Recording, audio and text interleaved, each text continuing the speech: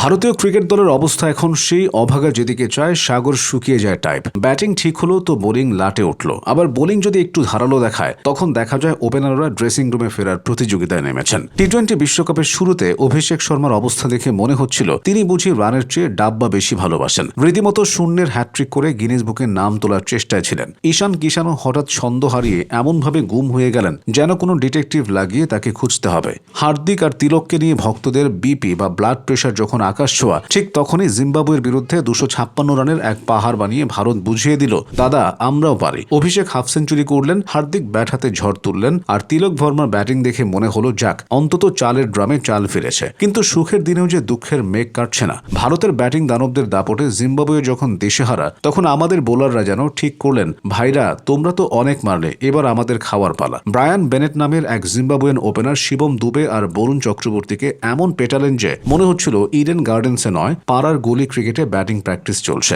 বিশেষ করে শিবম দুবে 2 ওভারে 46 রান, মানে গড়পড়তা প্রতি বলে প্রায় 4 রান করে বিলিয়েছেন। উদান বিলানোর মতো করে রান বিলিয়ে তিনি এখন বোলিং কোচ মর্নি মর্কেলের কাছে স্পেশাল ক্লাস নিচ্ছেন। মর্কেল বোধহয় ভাবছেন, ভাই আমি তো শিখিয়েছিলাম বল স্ট্যাম্পে রাখতে, তুমি কি ব্যাটারের ব্যাটে বল রাখার শপথ নিয়েছ?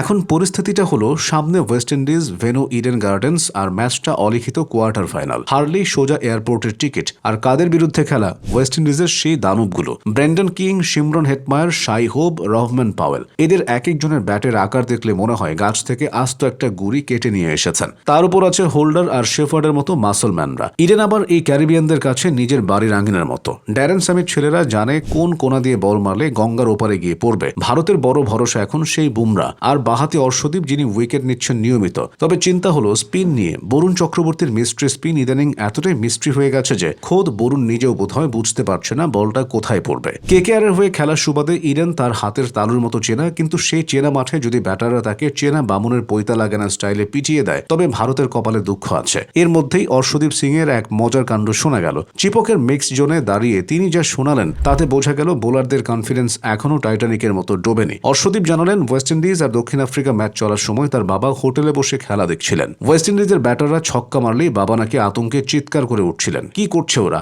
এ তো সব উড়িয়ে দিচ্ছে। অর্শদীপ তখন বাবাকে সান্ত্বনা দিয়ে বললেন, আরে বাবা তুমি চিল করো, দক্ষিণ আফ্রিকায় জিতবে, হলো তাই। প্রোটিয়ারা জেতায় ভারতের সেমিফাইনালের অঙ্কটা একটু সহজ হয়েছে। অর্শদীপের টার্গেট আবার অনেক উঁচুতে। তিনি চান ফাইনালে সেই দক্ষিণ আফ্রিকাকে হারিয়ে ট্রফি তুলতে, যারা ভারতকে আগে হারিয়েছে। একেই বলে বদলা নেওয়ার প্ল্যান। তবে মুশকিল হলো ওয়েস্ট ইন্ডিজের এই বিরাট গার্ড টপকানো নিয়ে। এই বোলিং ইউনিট কি পারবে পাওয়েলদের ছক্কার মেশিন থামাতে? অর্শদীপ অবশ্য বেশ সাবলীল। তার সোজা কথা, আমরা গত 2 বছর ধরে ভয়ডরহীন ক্রিকেট খেলছি। উইকেট পছন্দ মতো না হলেও ব্যাটিং এখন ফর্মে। স্কোরবোর্ডে যদি 250-260 রান থাকে, তবে বোলারদের মার খাওয়ার টেনশন একটু কম থাকে। শেষে এক দীর্ঘশ্বাস ফেলে তিনি যা বললেন তার সারমর্ম হলো, ব্যাটাররা যদি বড় রান করে দেয়, তবে বোলাররা মাঠে একটু ব্যথা মানে ধোলাই সহ্য করতেও রাজি। অর্থাৎ ভাই তোমরা রান তোলো, আমরা দরকার হলে বাউন্ডারি লাইন থেকে বল কুড়োতে কুড়োতে ঘাম ছুটিয়ে ফেলবো, তাও জিতে ফিরবো।